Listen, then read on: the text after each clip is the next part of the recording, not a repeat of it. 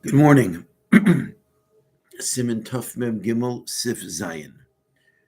And we were discussing yesterday if you have chametz that someone else left with you and it's Pesach, it's Erev Pesach, what do you do with it? Vimlo Makro, if you don't sell that chametz which was left with you to a Gentile, Chayav Levaro Bismani Surah, you are obligated to get rid of it when the time of prohibition begins. Even if you do not have fiscal responsibility for the chametz. Over olav, even though since you have no physical responsibility, so if you keep hold of the chametz during Pesach, you're not transgressing anything. You should still get rid of it, because the owner will be transgressing bal yirah because he owns it. Even though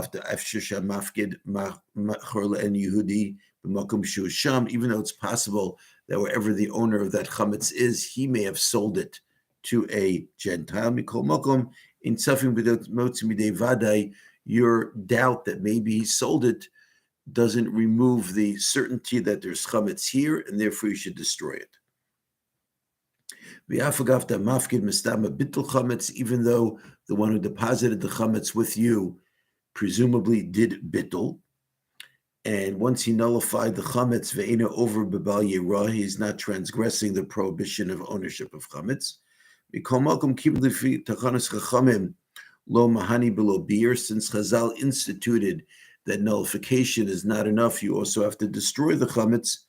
Mechuyev lavaro, you're obligated to destroy it. Ve'ener nifkat tzarich l'shalim lo, and when the owner comes back, the one who was holding the deposit does not have to pay for the destroyed chametz. Lidog ba'ad chemtzo, because the owner should have been concerned about his chametz. Some people say that the one who's holding the deposit does have to pay for the chametz. Ikra, that is not the primary position halachically.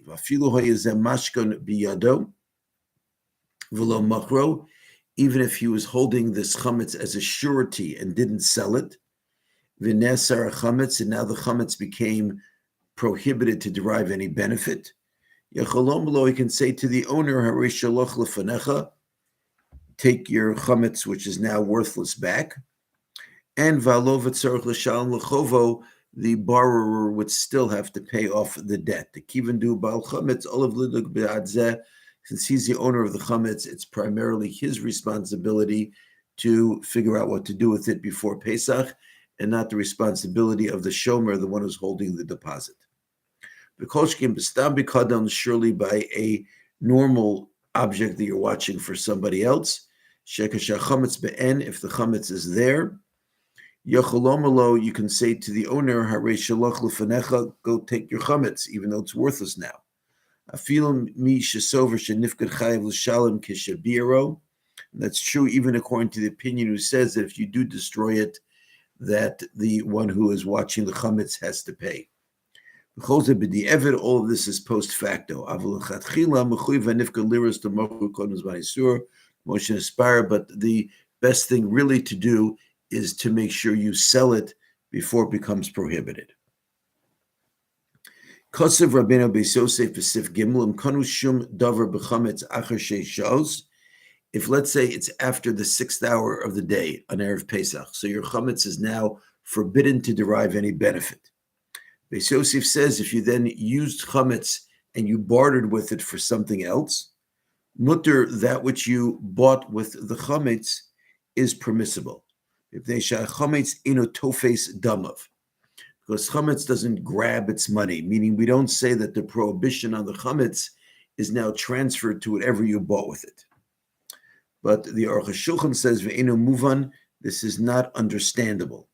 Dehein emes deminator kol yisur einayin tofsin demein be'isr levad me'avodos kochavim.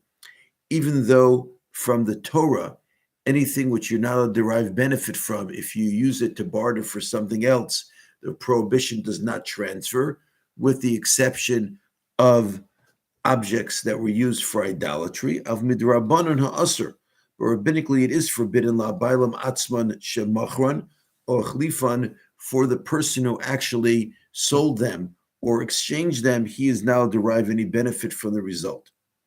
So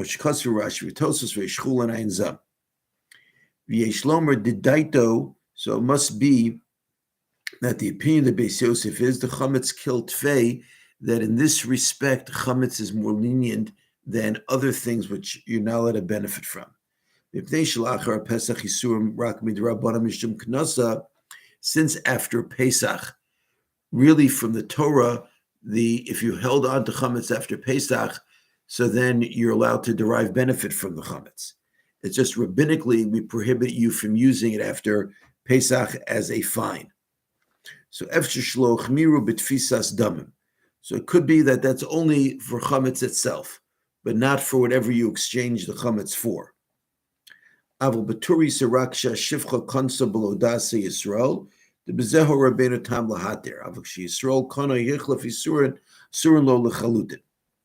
But the Torah writes that which you're allowed to use, something for which you bartered chametz after the 12th hour, that's only, for example, if your maid, who didn't really know any better, did that exchange. But for the Jew himself, it is prohibited to use what he got with selling chametz or bartering. Because if you're not going to hold that way, then we know in halacha that chametz is considered to be worthless on Pesach, and now you've just created a paradigm by which chametz does have a value. V'chein ikr ledina, and halachically, that is the primary opinion. V'chalife chalifin mutarim, if you exchange the chametz for something and then exchange that for something else, it is permissible. And there's no difference if you bartered the chametz for something, another object, or if you sold the chametz for cash. Some do distinguish between bartering for another object and cash, and that is not the primary halacha. Some say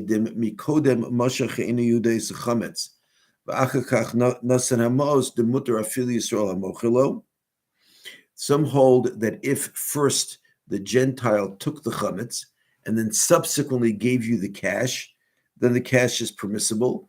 And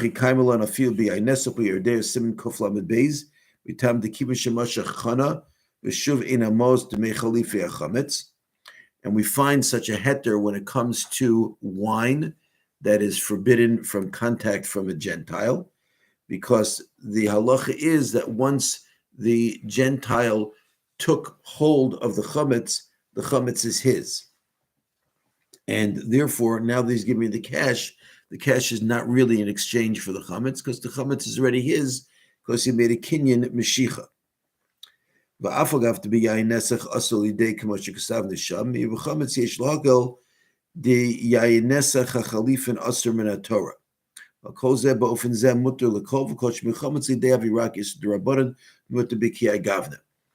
therefore, if that heter is permissible by yayin nesach, which over there, because it's from idol worship, so therefore what you exchange it for is usher from the Torah, but yet we still have this heter, then surely when it comes to chametz, you could rely on this heter as well. Siman Tuf Mem Daled, Sif Aleph. Shana Chacham of Mishnah Yadal Chachalios B'Shabbos Bevarnas Akom Lefnei Shabbos Divrei Reb Meir V'Cham Omrim Bizmana. So let's say like last year, where Erev Pesach is Shabbos. So according to Reb Meir, you have to get rid of all of your chametz before Shabbos, and according to the Chachamim, you have to get rid of the chametz in the typical, usual time. Rabbi Elazar bar Tzadok Omer Truma milifnei Shabbos v'chulin bizmanan. Rabbi Elazar bar Tzadok says Truma you get rid of before Shabbos. That's the tithe that was given to the Kohen, and chulin, non-consecrated food, you get rid of at the normal time. The Truma ein la ochlan harbe. Since for Truma, there are not a lot of people to eat it because it's only edible by Kohanim, so we're afraid that you're not going to finish it up on Shabbos morning. So that's why you should destroy it before Shabbos. Of a chulin, but non-consecrated food, yim saharbe ochlin, you'll find plenty of people to eat it, and if you can finish it up on Shabbos. Umutav levar bezmana biyadalid, and the best thing is to get rid of the chametz on Erev Pesach, which is Shabbos. In that case, vabir lo yeh de sreifa sha'aser b'Shabbos. Of course, you can't burn it. Ella bezora leruach, you should scatter any leftover chametz to the winds. Omata liyam, or throw it into an ocean. Nowadays, people usually flush it. Ulefizeh havalan lifso kachachamim, the yachid v'rabim halacha kirabim. And based on this, we should paskin like the chachamim, because when we have a machlokas between an individual and a majority, we generally paskin like the majority. Sif Beis. Aval, however, lokim paskin rabim per gimel din gimel. The Rambam does not paskin like that.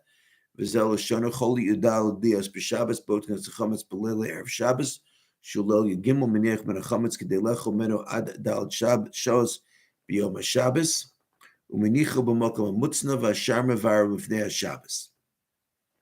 Rambam writes that on Erev Pesach is Shabbos, you do B'dikas Chametz on the 13th, which is Thursday night, and leave some Chametz over to eat on Shabbos morning, and leave it in a place where it is guarded so it's not going to get lost, and everything else you have to get rid of before Shabbos.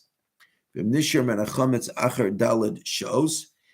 you have any chametz remaining on Shabbos after the time for prohibition comes, mevatlo, you nullify it, v'kofa olav kli, and you cover it with some sort of a vessel, ad matzah yantef harishon mevaro, and then the first night of Chol HaMoed, you destroy that chametz. So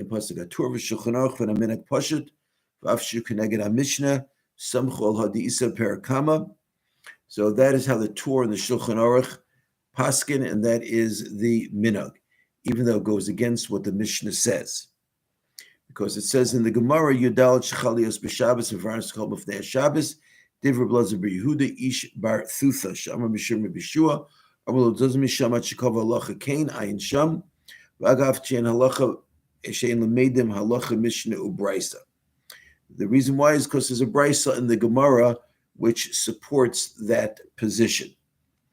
And even though we don't normally learn a halacha from Mishnah Brisa, v'chein isa b'Yerushalmi, so too it says in the Yerushalmi.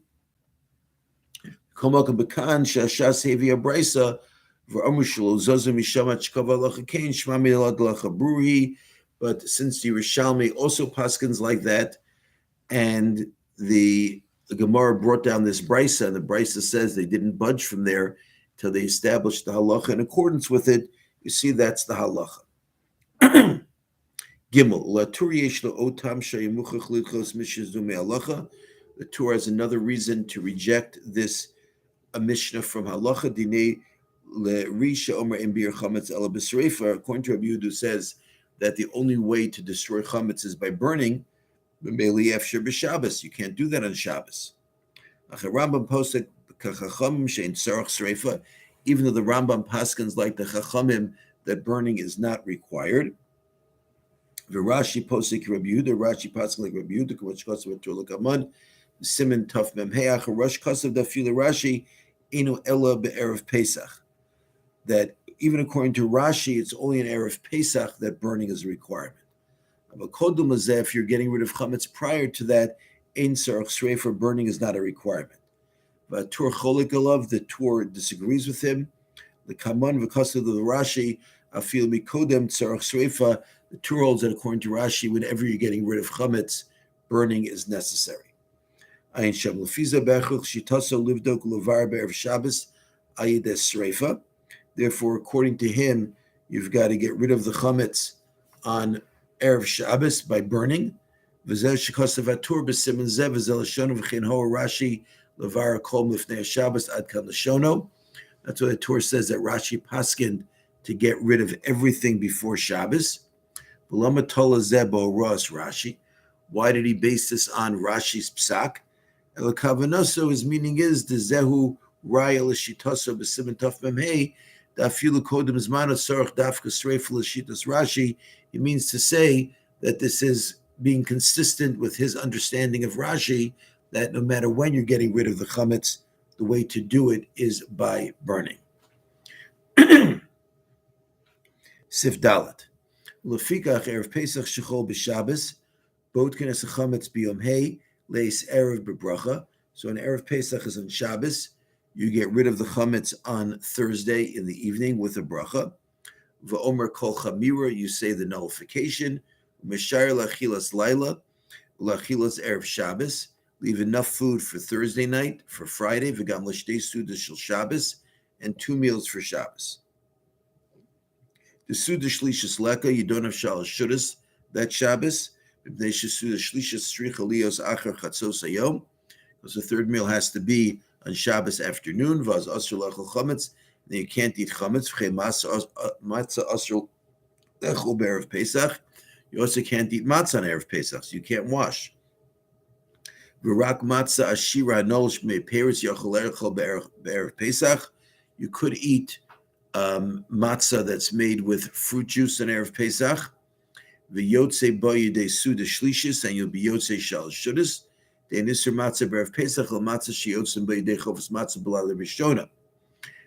the prohibition of eating matzah on Erev Pesach is only with matzah that you can fulfill your mitzvah on Pesach night, matzah ashira in yotze, and you can't be yotze with fruit juice matzah at the Seder. Debin and lechem oni, because it fails the test of lechem oni, of poor bread. V'zar lechel kodem shah asiris. If you're eating egg matzah or fruit juice matzah on Erev Pesach, you have to eat it before the 10th hour of the day.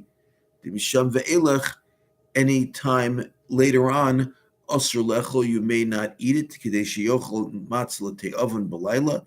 order that you have an appetite for matzah at night. So again, he's saying that when Erev Pesach falls out on Shabbos, you could have shalosh shudas with egg or fruit matzah, as long as it's before the 10th hour of the day. However, because of Rabbeinu Harama, Medinos elu she'eino gam lechol matzah shirik l'kaman siman taf samach beis, yikayim suda shlishis b'minei peros or babasa v'dagim. In Ashkenazi communities where we don't eat egg or fruit matzah, you should have shalosh shudas with fruit or meat or fish. V'nira she'ena kavana degam be'erev Pesach ein lechol matzah afshira lefi aminag, de'en shum tam bazet. But the Arukh HaShulchan says, he doesn't mean that on Erev Pesach, because there's no reason not to have egg matzah on Erev Pesach in the afternoon. Ela kavana kivan she'en menagenu lechol bePesach matzah shir mela de'en machinam atzleinu matzah shir. It just means that since we don't eat egg matzah or fruit juice-based matzah on Pesach, therefore we're assuming no one's going to have that in their house. No one's going to bother making egg matzah just for shalosh shudas.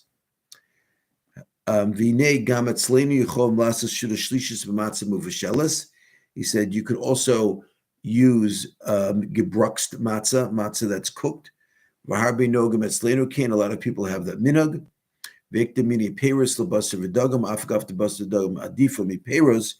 And he said you should have fruit or meat or fish, even though meat and fish is preferable to fruit. But in Erev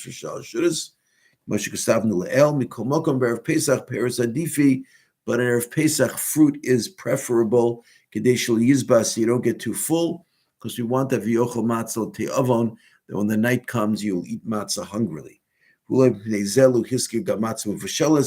Maybe that's why he also didn't mention to eat gebruxt matzah, because it'll make you very full, as we can tell from experience. Some people say to have your shalosh shudas in the morning and split your morning meal up in two. Because some say you are yotze by having your shalosh shudas in the morning. I believe this may be the last one of these shiurim that I'm giving in place of Rabbi Bechhofer. So thank you all for listening.